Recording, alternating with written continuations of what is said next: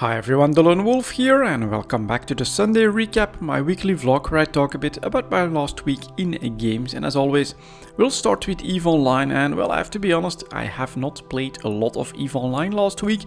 We've been in maintenance mode because of game number 2. What I did log in every single day, of course, because I have some daily routines that I do keep up with pretty easily. PI, blueprint copies, and then this time, for the most of the last week, we actually had the killing spree that was still going on, where you just have to kill a couple of NPCs and get some extra skill points. So I'm still in a Mars space where I have the Ishtar, Rattlesnake, stuff like that, to try and get that stuff done pretty quickly and efficiently. And I must say, on a couple of evenings, my round to find anomalies took a very long time, so it's actually kind of busy, and anomaly hunting seems to be very popular in the game at the moment. A couple of trips to and back from a Mar to get some stuff done, but overall I would say a very calm week for me in EVE Online gameplay wise. I did keep an eye on the economy, on news and on things like that, so we can clearly see that that rush has happened. That was even confirmed in the monthly economic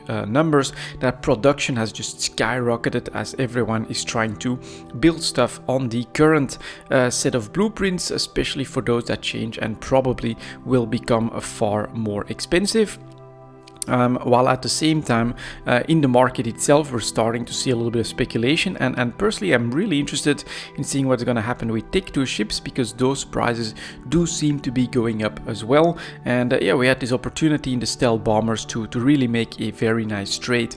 Just last week we could have bought way cheaper than what you can sell at this point, so there's definitely a lot of potential moves. But the really interesting stuff, of course, is going to be what's happening after the industry changes actually hit the Tranquility server, and then how will things evolve, because that's here to stay. Of course, the current frenzy, you could say, is like a short-term reaction on the changes that are coming, but the evolution after those changes hit, that's of course what's going to stick with us for the long term. So I'm really curious to see what is going to happen, and yeah, I'm kind of expecting that patch to be next week, although we can't be certain. But yeah, very quiet basically week for me in EVE Online, and I was in maintenance mode.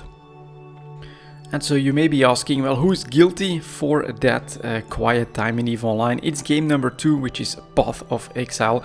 I've actually been having a blast playing the Ultimatum League. The mechanic itself, it gets kind of hard, but once you find a build that works well, it becomes very, very rewarding. So that's pretty cool. And I kind of found my gem that I'm trying to experiment around, and that really does give me lots of thoughts of trying different stuff, and that is cast while channeling, which is very, very cool. And so I created basically like an auto bomber type of minion build, which is actually not a necromancer but an elementalist, because I wanted those 4 self-respawning golems that then give really strong buffs. So damage mitigation, physical damage mitigation, HP regen, and then extra damage from fire golem, and then the carrion golem just soups up all my minions as well. And then what I do is I cast Cyclone, so I'm constantly moving, which is very important for the league mechanic.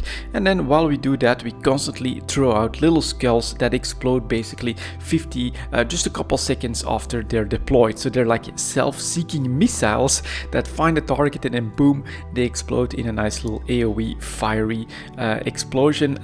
So far that has felt like the strongest build I've ever made.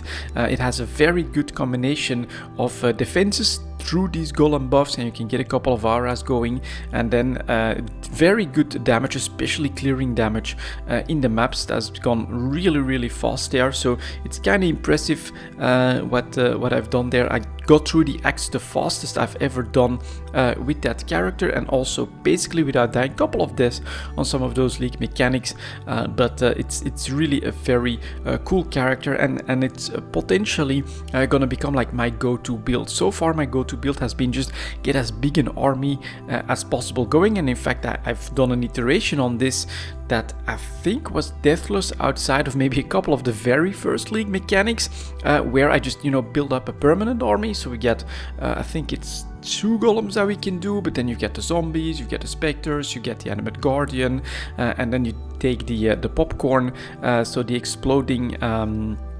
the exploding skeletons as well, because that's basically you just do 3 casts and there you go, you're at maximum army, and then run that with all of the necromancers defensive buffs. It's a really nice defensive and reasonably passive playstyle, but this league mechanic gets so frenzy that I felt like, no, I gotta switch it up. I gotta find that one button build basically, which is a cyclone cast while channeling, and then it's summon raging spirit that also has the Infernal Legion. Then I really focus on only taking damage and life nodes, so nothing with resistance, nothing with regen for the minions. Does make my golems a little bit weaker, but as an elementalist, they respawn 4 seconds later, so even they can explode in an even bigger explosion because they've got more HP, and then 4 seconds later, boom, the buff's back up, and we can just keep rolling. So that has been a lot of fun exploring, and I actually got that character into maps, and at the moment, I mean, Altitis is kicking in with all of those cool thoughts now. I was at first thinking, man, if I could combine that with Reap, that would be very cool, using one of those new abilities. But yeah, Reap actually has a downside to not being cast directly, which doesn't give the buff, so it really becomes useless single target. So I did not decide to go on that, but just know that I'm also building a 3rd character, almost getting him into maps as we speak. And so yeah, that has basically absorbed a lot of my time here, just playing Path of Exile with that new cool combination that's really fun to play and very effective for the league mechanic. So I'll probably have a little bit more time in Path of Exile, although I am also hitting that limit. I just need one more trial, I think, so that I can do the 4th laboratory and get my final ascension.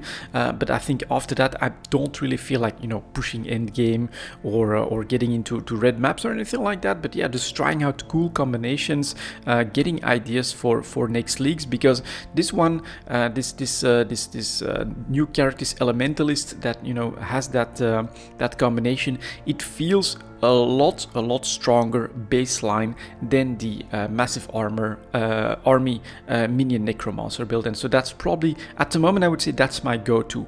In a next league, that's the first thing that I'm building is that elementalist, because it's just so much fun to play, but defensively it's also so good. So and the damage is way higher than with the big army one. So yeah, that was basically the main game for last week. A lot of Path of Exile, and I'm just having a blast with this league, despite the difficult start. I have experienced next to no difficulties or problems with the league, just because I actually slept through the launch. Has actually been a pretty major benefit. And that was my last week in games, guys. Thank you very much for watching, and as always, I'll see you next time.